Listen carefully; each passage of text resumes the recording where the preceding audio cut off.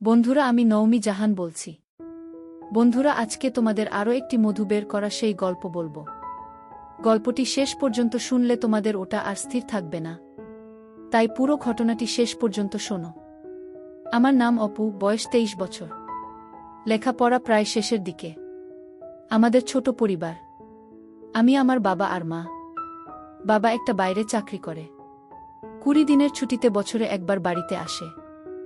আমার মা কামিনী দেবী, ডাক নাম পলি, বয়স 40। মা আমাকে খুব খুব আদর করে, পাশাপাশি বিশ্বাসও করে, তবে কিছু ব্যাপারে আমাকে অতিরিক্ত শাসন করে। যদিও আদর করে বেশি, আমি মাকে তবুও একটু বেশি ভয় পাই। মার অবসর সময় কাটে পাশের বাড়ির অনুরাধা মাসির সাথে। উনারা আজ প্রায় 15 বছর ধরে আমাদের পাশে আছেন।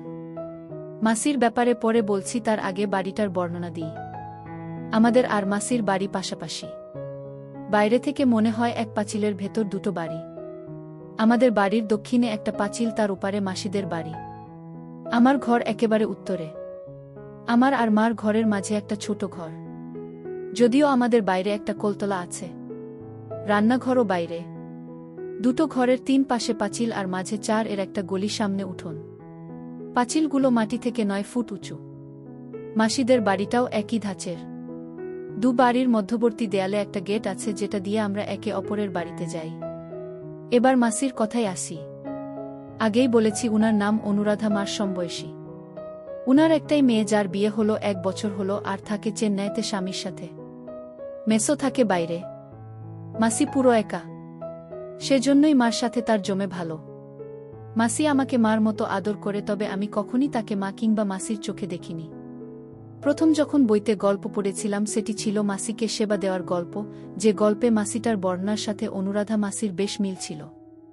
সেই থেকে শুরু। মাসিকে আমার কল্পনা এনে একটা জগৎ তৈরি করলাম। মায়ের প্রতি আমার কোনো অনুভূতি নেই। মাসির গলার আওয়াজ শুনলেই আমার বুক কাঁপতে থাকে। পরে ভাবলাম, হয়তো নিজের মা বলে তেমনটা ভাবতে পারি না, যেমনটা মাসিকে নিয়ে ভাবি। আমি অনেক দিন ধরে ভাবছিলাম, যদি মাসিকে একা পাওয়া যেত। সেই সুযোগ চলেও এলো। গত বছর মার্চের দিকে কলকাতা থেকে খবর এলো, আমার মার এক মাসতুতো দিদির মেয়ের বিয়ে। আমাদেরকে নেমন্তন্ন করা হলো, কিন্তু আমার তখন পরীক্ষা চলছিল।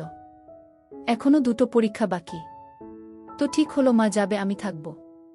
মাসিমা না আসা পর্যন্ত আমাদের বাড়িতেই থাকবে আমার দেখাশোনার জন্য। মাত্র 3-4 দিনের ব্যাপার।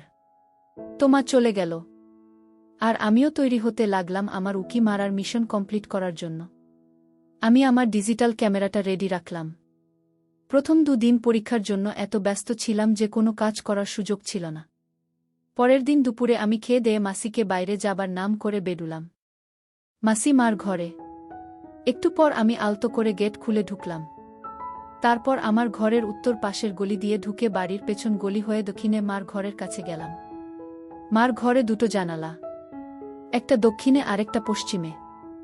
আমি পশ্চিমের জানালার নিচে বসে আছি। জানালার পাশেই খাট। আমি আস্তে করে উকি দিয়ে দেখি মাসি খাটে পা ছড়িয়ে শুয়ে আছে। মাসি দেখলাম মোবাইলটা নিয়ে কাকে যেন ক্যাল করছে। একটু পর যা শুনলাম, হ্যালো পলি, কিরে, কি খবর তোর? আজ সন্ধ্যায় রওনা হবি? বলিস কি রে, ভালো করে মাস্তি কর। আর হ্যাঁ শোন, কাল আসার পথে একটা অলিভ অয়েলের কৌটো আর 6-7 প্যাকেট মোজা নিয়ে আসিস। আমার আর কি খবর বল? তুই নেই, আর তার ফলে দেহটা একেবারে চুপসে গেছে রে। তাড়াতাড়ি আই। Okay, by. মাসির এ কথা শুনে আমি আর কি উকি মারব, আমার মাথা বনবন করে ঘুরতে লাগলো। আমি এমন একটা নিরাপদ জায়গা খুঁজতে লাগলাম, যেখান থেকে খুব নিরাপদে মার ঘরে উকি মারা যাবে। ভাবতে ভাবতে পেয়েও গেলাম। বাচ্চা ঘরের উপর কিছু খালি জায়গা আছে। ওখানে উঠে হার্ডবোর্ড টেনে দিলে বাহির থেকে কেউ বুঝতেই পারবে না আমি এর ভেতর আছি। আর ভেন্টিলেটর দিয়ে মার ঘরটাও পুরো দেখতে পারব। পশ্চিমে আরেকটা ভেন্টিলেটর আছে, যেটা দিয়ে হালকা বাতাস পাওয়া যাবে, তবে গরমে বেশ কষ্ট করতে হবে। তা হোক, অন্তত আসল ঘটনাটা তো জানতে হবে। আমি এবার তৈরি হতে লাগলাম।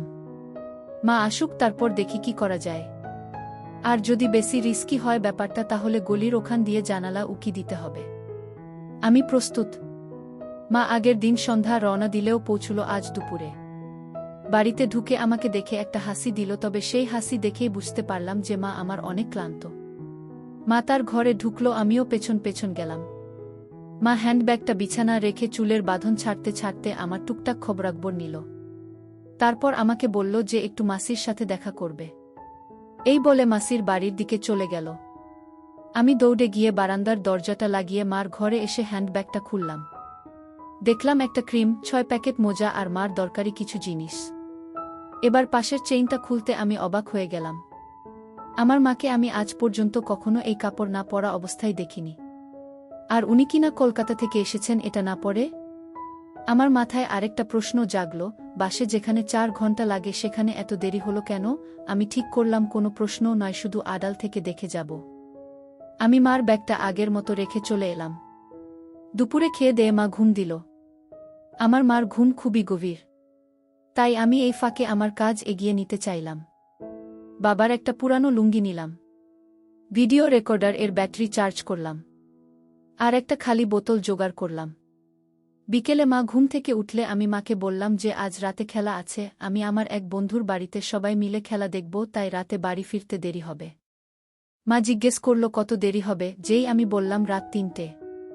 অমনি মার মুখটা খুশিতে উজ্জ্বল হয়ে উঠল। মা হেসে বলল ঠিক। তারপর মাসির বাড়িতে গেল আর আমাকে বলল যাওয়ার আগে আমি যেন তালা লাগিয়ে যায়। আমি মাথা নেড়ে সায় দিলাম। কিছুক্ষণ পর আমিও বেডুলাম, তবে ডুপ্লিকেট চাবি সাথে নিয়ে। কিছুক্ষণ পর আমি ফিরে আসলাম। এবার আমি আমার আস্তানা সাজাতে লাগলাম। ছোট ঘরের দরজার সামনে একটা স্টুল রেখে ওটার উপর দাঁড়িয়ে হার্ডবোর্ডটা সরিয়ে দিলাম।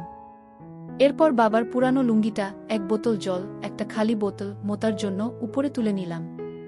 তারপর আমিও উঠলাম, লুঙ্গিটা বিছিয়ে দিলাম। দেখলাম ভেন্টিলেটর দিয়ে মার ঘরটা পুরো দেখা যাচ্ছে আর খাটটা একদম ফেস টু ফেস পজিশনে। এবার আমি নেমে এলাম। আমার ঘরে একটা দরজা আছে যেটা দিয়ে উত্তর দিকে বের হওয়া যায়। দরজাটা এতদিন ভেতর থেকে তালা মারা ছিল। আজ দরজাটা লাগাবো ভেবে আমি ভেতর থেকে তালাটা খুললাম আর বাইরে দিয়ে লাগিয়ে দিলাম। আমার কাজ মোটামুটি শেষ। আমি এবার বেডুলাম। রাত 9টার দিকে মা ফোন করতেই আমি বাড়ি এসে খেয়ে নিলাম। মা, শোন, তোর মাসি আজ আমার সাথে থাকবে। তুই এসে দরজায় টোকা দিবি না। আগে আমাকে ফোন করবি, নইলে তোর মাসির ঘুমের ডিস্টার্ব হবে। বুঝেছিস? আমি হ্যাঁ মা। আমি বেডুলাম তবে। মা হ্যাঁ যা। আমিও যাই, অনুরাধাকে ডেকে আনি। দুজন একসাথে বেডুলাম। মা মাসির বাড়িতে ঢুকতে আমি আমার ঘরের ভিতর দরজা দিয়ে ঢুকে ভিডিও রেকর্ডারটা নিয়ে ঘর থেকে বেডুলাম। চাবিটা নিয়েছি কিনা দেখে নিয়েই আমি আমার ঘরে তালা মেরে স্টুল এ দাঁড়িয়ে ছোট ঘর এর উপরে উঠে হার্ডবোর্ড টেনে দিলাম। ওফ, হাফ ছেড়ে বাঁচলাম যেন। বেশ গরম লাগছে। ভেন্টিলেটর দিয়ে বেশ বাতাস আসছে। আজ বোধহয় বৃষ্টি হবে। কিন্তু মা এখনো আসছে না কেন? 10টা বাজে প্রায়। এমন সময় আকাশে বিদ্যুৎ চমকাতে লাগল। ভেন্টিলেটর দিয়ে বেশ বাতাস আসছে। যাক, ভালোই হলো, গরমে কষ্ট করতে হবে না। তবে এসব যখন ভাবছি তখনই গেট খোলার আওয়াজ পেলাম। মা আর মাসি আসছে। আমার বুক ধরফর করতে লাগল। ভেন্টিলেটরে চোখ রাখলাম। দরজা খুলে প্রথমে মা, তারপর মাসি ঢুকল। মা বলল, চল আগে ফ্রেশ হয়ে আসি। ঠিকই বলেছিস রে, চল। মা আর মাসির মুখে এসব শুনে আমার নিঃশ্বাস বন্ধ হবার জোগাড় হল। দুজন একসাথে বাচ্চা ঘরে গেল। প্রায় মিনিট 5 পর দুজন বেডুলো এবং ঘরে ঢুকে দরজা লাগিয়ে দিল। মা আর মাসি ঘরে ঢুকে দুজন দুপাশের জানালাটা লাগিয়ে দিল। বাইরে বৃষ্টি হচ্ছে খুব। মা বিছানা থেকে চাদরটা নামিয়ে একটা পুরানো চাদর বিছিয়ে দিল। তবে এবার যা ঘটল তাতে আমার বুক এতটাই ধরফর করতে লাগল যেন মনে হলো আমি মারা যাব। মা বলল, হ্যারে দেখতো বারান্দার গেটে তালা লাগিয়েছি কিনা। মাসি বাইরে গেল। আমার হার্টবিটও চলাচল বেড়ে গেল। মাসি আবার ফিরে এলো ঘরে, হ্যারে লাগানো আছে। এটা বলেই চুলটা ছেড়ে দিল। মা এতক্ষণ কি যেন করছিল পেছন থেকে, আমি ঠিক দেখতে পারছিলাম না। এবার ঘুরে দাঁড়াতেই বুঝলাম কপালে বিরাট একটা সিঁদুরের টিপ ও নাকে একটা নাকচাবি লাগিয়েছে। ওটা দেখে মাসি বলল, কিরে, আজ বোধহয় একটু বেশি গরম হয়ে গেছিস। ব্যাপারটা কি শুনি? বিছানায় যা আগে, তারপর বুঝবি ব্যাপারটা কি। মাসি এক মুহূর্তে অ্যাকসেপ্ট হয়ে নিল। এ আমি স্বপ্ন দেখছি না তো? মাসি সোজা গিয়ে বিছানায় আছড়া হল। খাটে হেলান দিয়ে আমার দিকে তাকিয়ে আছে যেন। মাসি এবার মাকে হাঁক ছুডুল পলি। তোর হলো? এখনো কাপড় ছাড়িসনি তুই? আসছি বাবা, আসছি। মা বলল, আজ অপু বাড়িতে নেই। সবে বাজে 10টা। এখনো হাতে 5.5 ঘন্টা বাকি। এত তারা কিসের? যদি আমার চোখ ভুল না করে থাকে তবে এটুকু বলতে পারি, চুল ছেড়ে দেওয়ার সাথে সাথেই মাকে ঘাতক মুভির বিন্দু মাসির মতো লাগছে। আমি মার থেকে চোখ ফেরতে পারছি না। মা এবার মাসির পাশে গিয়ে শুল। মাসি। হ্যাঁ রে, এবার বল। মা, তুই তো জানিস আমার যে দিদির মেয়ের বিয়ে হলো, উনার একটাই ছেলে একটাই মেয়ে। তো মেয়ে এতদিন মুম্বাই ছিল, বিয়ের জন্য কলকাতায় এসেছে, আর ছেলেটা কলকাতাতে থাকে। এই ধর অপুর বয়সী। উনাদের বিরাট বাড়ি, বেশ পয়সাওয়ালা বুঝলি। আমকে তো বিয়ের অনুষ্ঠানের সব পোশাক উনারাই দিয়েছেন। এবার আসি আসল ঘটনায়। আমি যেদিন গেলাম তখনও তেমন আত্মীয় এসে পৌঁছায়নি। দিদি তো খুব খুশি। ওর ছেলেটা মানে জয় আমাকে দেখে আরও খুশি। ছেলেটার গড়ন ঠিক আমাদের অপুর মতন বুঝলি। তো ওখানে থাকতে গিয়ে একটা ব্যাপার খেয়াল করলাম, জয় প্রায় সারাক্ষণ আমার আশেপাশেই ঘুরঘুর করে। আমি অতটা গুরুত্বের সাথে দেখিনি ব্যাপারটা। তো এভাবেই চলছিল। ঠিক ওই দিন সন্ধ্যা হতেই অন্য আত্মীয়রা আসতে শুরু করল। দিদির যা ছিল 2 জন। তোকে কি বলবো, দুটোই আগুন। মাসি। কেন রে? মা। আর বলিসনে এসেই দেখলাম তার 2 জন দুটো জয়কে নিয়ে কোথায় যেন গেল। পরে জানতে পারি জয়ের কাছ থেকে ওরা তখন সেবা নিচ্ছিল। মাসি।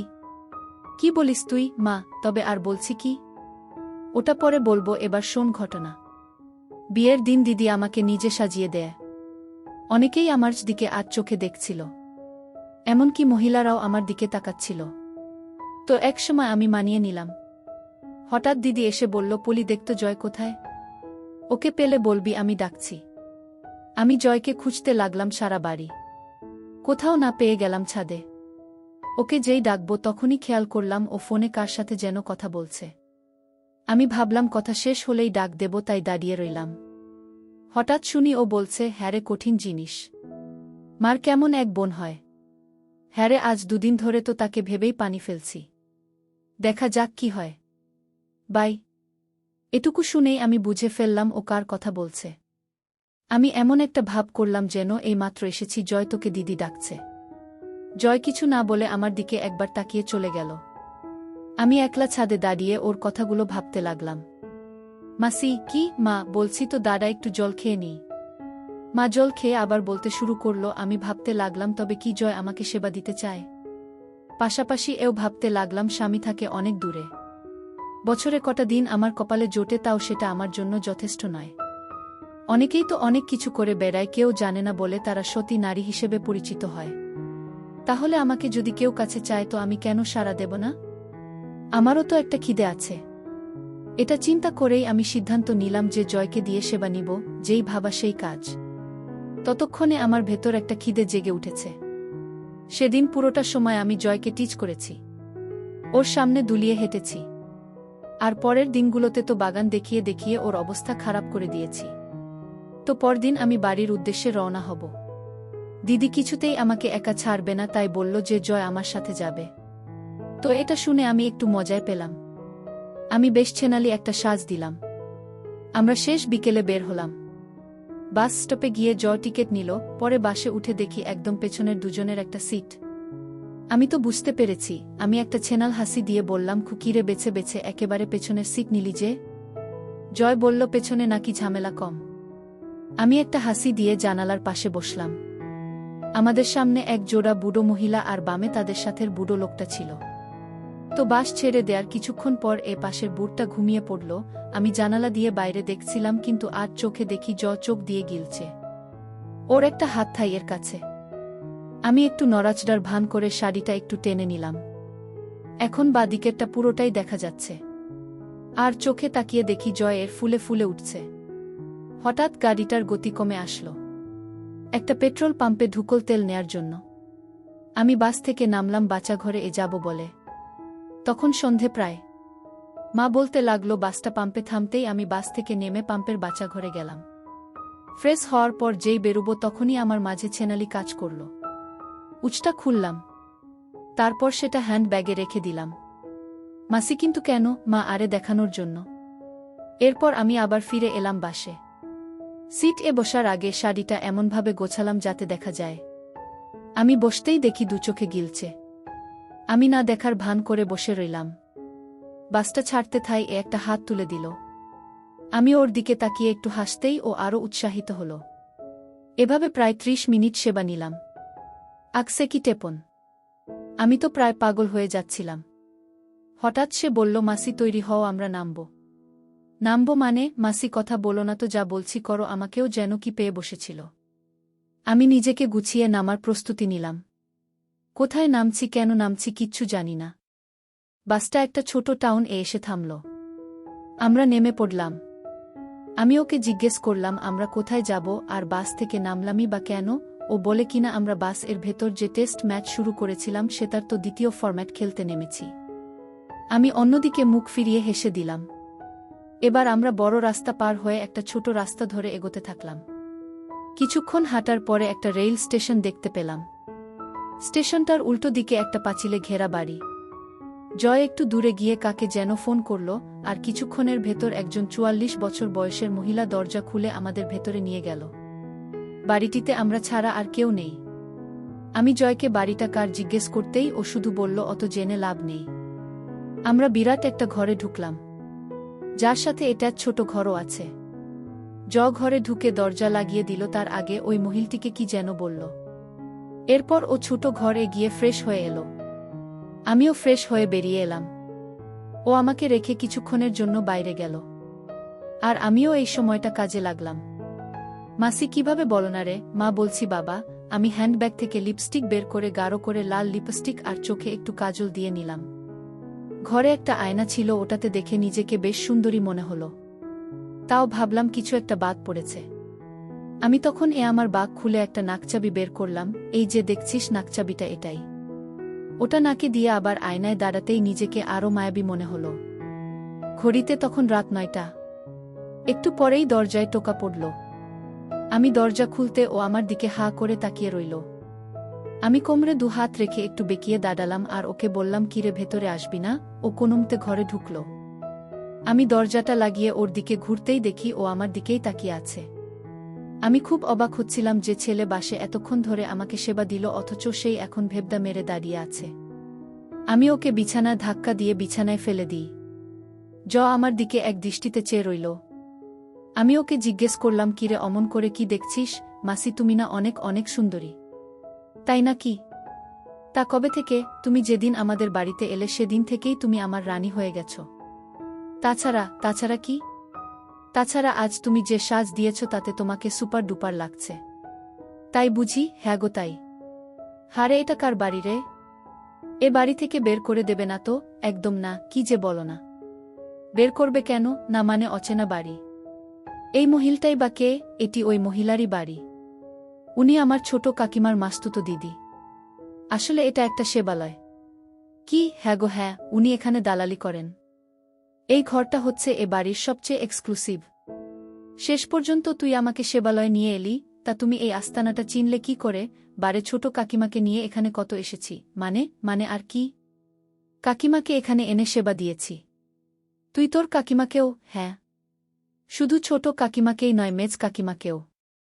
এ ঘরে দুজনকে একসাথেও সেবা দিয়েছি। ওই যে মাসিটাকে দেখলে দুয়ার খুলল, ওকেও। এমনকি বিয়ের দিনগুলোতে যে কয়টা দিন কাকিমারা আমাদের বাড়িতে ছিল প্রতিদিনই সেবা দিয়েছি। ওরে দুষ্টু বলিস কি? দিদি টের পেলে কি হতো বলতো? কি আর হতো? কিছুই হতো না। দিদি জানলে কেটে রেখে দিত। তাই না কি? আরে কেটে ফেললে আমার মা কাকে দিয়ে সেবা নিত? মানে বোঝনি? মনে হলো তোমার দিদি মানে আমার মা আমার কাছ থেকে সেবা নেয়। মানে তুই তোর মাকে সেবা দিস? হ্যাঁ, মা তো আমাকে এসব শিখিয়েছে। কাকিমাদের ব্যবস্থাও মা করে দিয়েছে। আর আজ যে তোমাকে নিয়ে এখানে এসেছি এগুলোর ব্যবস্থাও মা করে দিয়েছে। কাকিমারাও জানে যে আমি তোমাকে সেবা দিতে চাই। বিয়ের অনুষ্ঠানে ওরা তোমাকে দেখেছে। অবশ্য ওরা তোমায় দেখে হিংসায় মরে যাচ্ছিল। কেন রে? কেন আবার তোমার কাছে ওরা যে কিছুই না? আমি ভাবতেও পারছি না দিদি। দাদাও তোমাকে একটা জিনিস দেখাচ্ছি এটা বলে ও ওর মোবাইল হাতে কি যেন করছিল। তারপর আমার হাতে দিল, দেখলাম ভিডিওতে দিদি। আমি লজ্জায় দিদির দিকে তাকাতে পারছিলাম না। আমি জয়কে বললাম একটু বাইরে যেতে। ও বাইরে যেতেই আমি দিদির সাথে কথা বলা শুরু করলাম। দিদি ভিডিওতে এটা কি পড়েছ? কেন রে, খারাপ লাগছে? আমি তো একসেট থাকি রাতে। আজ জয় নেই তাই ঢেকে রেখেছি। নইলে মাছি বসে এটো করে দেবে যে। হ্যারে কেমন লাগছে, যাও তুমি না একটা জিনিস। নিজের ছেলেকে দিয়ে বারে খিদে কমাতে হবে না, তাই বলে ছেলেকে দিয়ে দেখপলি মেয়েদের সেবা দরকার। সেটা কার কাছ থেকে নিলি তা দেখার দরকার কি? খিদে মিটলেই হলো। তাছাড়া সুখেই তো আছি। আজ থেকে তুইও বুঝবি কি মজা। তুমি কবে এ ব্যবস্থা করলে বলতো? তুই যেদিন এলি সেদিন থেকেই ও আমাকে বলছিল মা মাসিকে সেবা দিব, মাসিকে লাগাবো, তুমি ব্যবস্থা করো, নইলে তোমাকে আমি ছোব না। আমার একমাত্র ছেলে একটা আবদার করেছে আর আমি তা রাখব না? তাছাড়া ও যদি আমাকে সেবা দেওয়া বন্ধ করে দেয় তাহলে তো আরও বিপদ। তাই ওকে বলে দিলাম যা যেভাবেই হোক ব্যবস্থা করব। কিন্তু বিয়ের ঝামেলায় তা আর হয়ে ওঠেনি। ওদিকে আমার যা দুটো কোথায় একটু হেল্প করবে তা না, সারাদিন জয়কে গিলেছে। শেষমেশ ছোটর সাথে কথা বলে ওর বোনের বাড়িটা ঠিক করলাম। তুমি না একটা জিনিস, আর তুই কি? আমার ছেলেটাকে খাওয়ার জন্য সব বের করে করে হেঁটে বেড়াতিস। শুনলাম বাসেই নাকি তোকে ফিট করে নিয়েছে। আস্ত জিনিস তুই। আর হবিও বা না কেন? আমারই তো বোন। আমাদের মারা ছিল কঠিন জিনিস। তোমার মুখে কিছুই আটকায় না। এখন আবার আমাদের মায়েদের কথা টেনে আনো। তবে হ্যারে, তুই বাসের ভেতর নিয়ে এসে ভালোই করেছিস। কেন বলতো? যদিও আমার ধারণা ছিল তুই সেবা নিতে রাজি হবি, তাও যদি রাজি না হতিস তাহলে তোকে আমি ফোন করেই বাড়িতে আনিয়ে জোরপূর্বক সেবা নেওয়াতাম। দিদি, তুমি পারো না এমন কিছু নেই। হয়েছে হয়েছে, এবার আমার ছেলেটাকে নিয়ে শুরু কর দেখি। কাজটাজ শেষ করে সেখানে রয়ে গেলাম। সকালে নাস্তা করে দুজন বেরিয়ে পড়লাম। স্টেশনে গিয়ে ট্রেন এ উঠলাম। ও আগেই একটা কামরা রিজার্ভ করে রেখেছিল। টিকিট চেক হয়ে যাওয়ার পর ও দরজা লাগিয়ে আমাকে সেবা দিতে চাইল, কিন্তু ট্রেন এর ভেতর সাহস হচ্ছিল না বলে আমি ওকে দিইনি। আমাকে স্টেশন এ নামিয়ে দিয়েই ও ফিরতি ট্রেন এ চলে গেল। আমি আসার পথে মোজা কিনে নিলাম। এই হলো আমার ঘটনা। মাসি, বাবা তুই পারলিও বটে। মা, কেন তোর হিংসে হচ্ছে নাকি রে? মাসি, না হিংসে হবে কেন? আমিও একটা পেয়ে গেছি রে। মা, কি বলিস? কিভাবে? মাসি, তবে শোন, কাল খুকির ওখানে যাচ্ছি বুঝলি। ওরা নাকি একটু চেন্নাই যাবে, কিন্তু ওর দেবরকে দেখাশোনা করার কেউ নেই। ছেলেটার বয়স কত আর 23-24 হবে হয়তো। আমাকে একথা বলতেই আমি বললাম আমি আসছি। তোকেও দেখে গেলাম, আবার যতদিন তোরা চেন্নাই থাকবি ততদিন তোর দেবরের দেখাশোনা আমিই করব। খুকি তো মহা খুশি। আমিও খুশি, কারণ এই ফাঁকে আমিও ততদিন বেশ সেবা নেব। মা, কি বলিস তুই? তা ছেলেটাকে বাগে আনলি কবে? মাসি, বারে গতবার ইশারা ইঙ্গিতে অনেক কিছুই বুঝিয়েছিলাম। আজ প্রায় কয়েকদিন হলো ভিডিও কলে বাগান দেখিয়েছি। এখন শুধু আসল কাজটাই বাকি। মা, তলে তলে এত দূর? মাসি, বারে আমাকে না জানিয়ে তুই পারলে আমি কেন পারব না? শোন, তুইও যেমন আমিও তাই। মা, হ্যারে, আমরা হলাম এক জোড়া জিনিস। তাহলে তো আগামী কতদিন তোকে খুব মিস করব রে। কার সাথে হবে বলতো?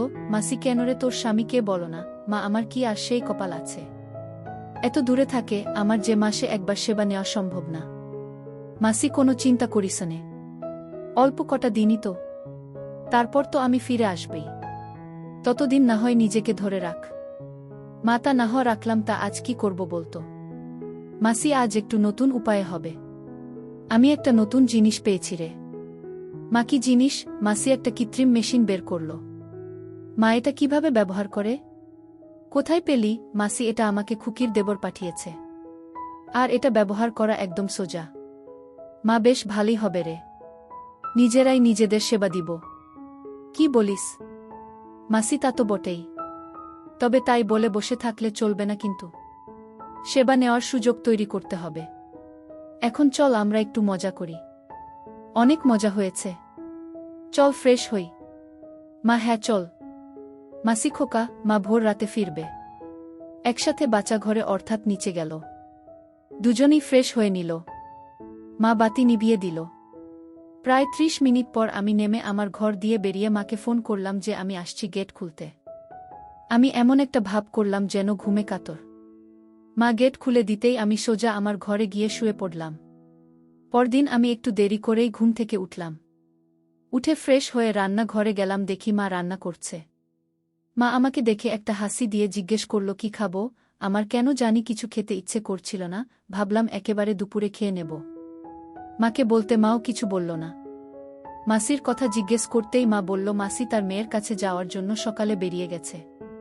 এভাবে সাদামাটা ভাবে কেটে গেল পরের 4টে দিন। আমি এর মধ্যে প্রতিদিন রাতেও মা আর মাসির রেকর্ড করা ভিডিওটা দেখে শান্ত হতাম। তবে মা যে বেশ কষ্টে আছে তা বোঝা যাচ্ছে। আগে মাসি থাকায় সময়টা বেশ কেটে যেত, এখন মার রাতগুলো ছটফট করতে করতে কেটে যায়। মাসি যাওয়ার ঠিক 6 দিনের মাথায় এক রবিবার মা বেশ ছুটাছুটি করতে লাগল। রান্না বান্না নিয়ে সকাল হতে বেশ ব্যস্ত হয়ে পড়ল। আমি মাকে জিজ্ঞেস করলাম এত আয়োজন কেন? মা জানল তার মাস্তুতো দিদি কদিন আগে যার মেয়ের বিয়েতে কলকাতা গেল উনি আসছেন। খবরটা শুনে টনটন করে উঠল, কারণ এই মাসি একটা জিনিস, মনে হচ্ছে কিছু একটা হবে। আমি জিজ্ঞেস করলাম কখন আসবে? মা জানল দুপুর 2টো নাগাদ চলে আসবে। আমি এরই মধ্যে স্নান সেরে নিলাম। মাও স্নান সেরে বেশ পরিপাটি হয়ে নিল। মাসি এলো 2টা দেশে। আমাকে দেখে মাসি বেশ অবাক হল। বারবার মাকে বলতে লাগলো তোর ছেলেটা বেশ হয়েছে। এটা বলার পর দেখলাম মা ও মাসি দুজনেই মুচকি মুচকি হাসছে। যদিও আমি ব্যাপারটা ধরতে পারলাম না, তারপরও মাসির মুখে কথাটা শুনে বেশ লাগলো। মাসির নামটা বলেনি, রামা। বেশ দেখতে। খেয়ে দিয়ে মাসি আমার ঘর এলো আমার সাথে গল্প করতে। মাসি মাকে বলল একটু রেস্ট নিতে, সারাদিন অনেক কাজ করেছে বলে। মাও কথা না বাড়িয়ে আমাদেরকে রেখে ঘরে গিয়ে শুয়ে পড়ল। মাসি দরজা লাগিয়ে আমার বিছানায় উঠে বসে আমার সাথে গল্প করতে লাগল। আমার লেখা পড়ার খবরাখবর নিল। আমিও টুকটাক কিছু জিজ্ঞেস করলাম। জয়ের কথা জিজ্ঞেস করতেই মাসি জানল জয়কে মুম্বাই পাঠানো হয়েছে। ও এখন থেকে নাকি ওখানেই থাকবে। হঠাৎই মাসির প্রশ্ন অন্যদিকে মোড় নিল। মাসি কিরে অপু, তোর কোনো গার্লফ্রেন্ড আছে? আমি কেন বলতো? মাসি বলো না। লজ্জা পাচ্ছিস কেন? তুই পলির সাথে এসব নিয়ে কথা বলিসনি? আমি মার সাথে। মাসি হ্যাঁ। কেন মাকে এসব বলা যায় না বুঝি? জয় তো আমার সাথে এসব বিষয়ে খুবই ফ্রি। তোর মাকে কি তুই ভয় পাস নাকি? আমি তা কিছুটা পাই। মাসি আমাকে মনের কথা বলতে পারিস, ভয় পাওয়ার কিছু নেই। বলো না তোর গার্লফ্রেন্ড আছে কিনা? আমি না নেই। মাসি ও আচ্ছা, ভালো। তা কাউকে মনে মনে পছন্দ করিস নাকি? আমি না, তেমন কোনো পছন্দ নেই। মাসি কি যে বলিস না, তোর মতো একটা ছেলের গার্লফ্রেন্ড নেই এটা কোনো কথা? কিভাবে কাটাস দিনকাল? জয় তো মেয়েদের ছাড়া থাকতেই পারে না। আমি জয়ের তো তোমার মতো একটা ফ্রেন্ডলি মা আছে, তাই ও এসব পারে। অবশ্য আমার মা যদি তোমার মতো হতো তবে আমিও পারতাম। মাসি তা কেমন মেয়ে তোর পছন্দ? আমি এই ধরো আমার চেয়ে বয়সে বড় মেয়েদেরকেই আমার বেশি পছন্দ। মাসি তোদের বয়সী ছেলেদের এই এক সমস্যা, শুধু বড় মেয়েদের দিকেই চোখ পড়ে তাদের। জয়েরও একই অবস্থা এখন দেখি তোরও। কে জানে কখন হয়তো বলে বসবি মাসি তোমাকেই আমার পছন্দ। হা হা হা। আমি সে তো কবে থেকেই আমি তোমাকে পছন্দ করি। মাসি বলিস কি? তা কবে থেকে আমাকে তোর পছন্দ? আমি একটু সাহস নিয়ে দুরু দুরু বুকে জুয়াটা খেলেই ফেললাম তামার মুখে। যেদিন তোমার অসাধারণ গুণের কথা শুনলাম সেদিন থেকেই। মাসি তা কি সেই গুণটা শুনতে পড়ি কি? আমি অবশ্যই পারো। আসলে মার কাছে তোমার আর জয়ের সম্পর্ক আর জয়ের জন্য মাকে ফিট করে দেওয়ার কথাটা শুনে আমি তোমার প্রেমে পড়ে গেছি। আমার কথাটা শুনে মাসি একটা ধাক্কা খেলেও দ্রুত সামলে নিয়ে বলল, তোর যেখানে রাগ হওয়ার কথা সেখানে তুই আমার প্রেমে পড়লি কেন বলতো? আমি বারে পৃথিবীতে কজন মা পড়ে ছেলেকে এভাবে ভালোবাসতে? তোমার এই গুণটাই আমাকে আকৃষ্ট করেছে। মাসি একটা প্রশ্ন করি? আমি জানি তুমি কি প্রশ্ন করবে। তোমাকে আমি একটা ভিডিও ফাইল দেব আমার নিজের হাতে রেকর্ড করা, ওখানেই তুমি উত্তর পেয়ে যাবে যে কিভাবে আমি এ ব্যাপারগুলো জানলাম। মাসি আমার আরেকটা প্রশ্ন ছিল রে। আমি বলো না। মাসি তুই কি পলিকে মানে তোর মাকে? বুঝতেই পারছিস আমি কি বলতে চাইছি। আমি তোমার বক্তব্যটা কি শুনি। মাসি আমি মনে করি তোদের দুজনের মধ্যে এই সম্পর্কটা হওয়া উচিত। এতে দোষের কিছু নেই। আমি সহ আমাদের গ্রুপের প্রায় 10 জন নারী তাদের ছেলের সাথে এরকম সম্পর্কে জড়িয়েছি এবং সুখেই আছে। আমি আর জয়ও বেশ আছি। তাছাড়া তোর মার পক্ষে তোর বাবাকে ছাড়া দিন কাটানো বেশ কষ্টকর। তোর নিজের ব্যাপারটা দেখ। তুই বিয়ে করতে আরও প্রায় 7 বছর। এতদিন কিভাবে থাকবি? তোর আর পলির মধ্যে যদি ব্যাপারটা ঘটে তবে তুই অনেক শান্তিতে থাকতে পারবি। তোর বিয়ের সময় আসতে আসতে তোর মাও বেশ ঠান্ডা হয়ে আসবে। তাছাড়া তোরা একে অপরকে খুব গভীরভাবে ভালোবাসতে পারবি। সবচেয়ে বড় কথা হলো এটা খুবই নিরাপদ। জানাজানি হবার ভয় নেই এতে। বুঝেছিস আমি কি বললাম? আমি সবই বুঝলাম, কিন্তু মাকে এ কথা বলা আমার পক্ষে সম্ভব নয়। মাসি, ধুর বোকা, আমি থাকতে তোর কোনো চিন্তা নেই। আমি এমনভাবে সব সাজাবো যে পলি নিজে তোর কাছে ধরা দেবে।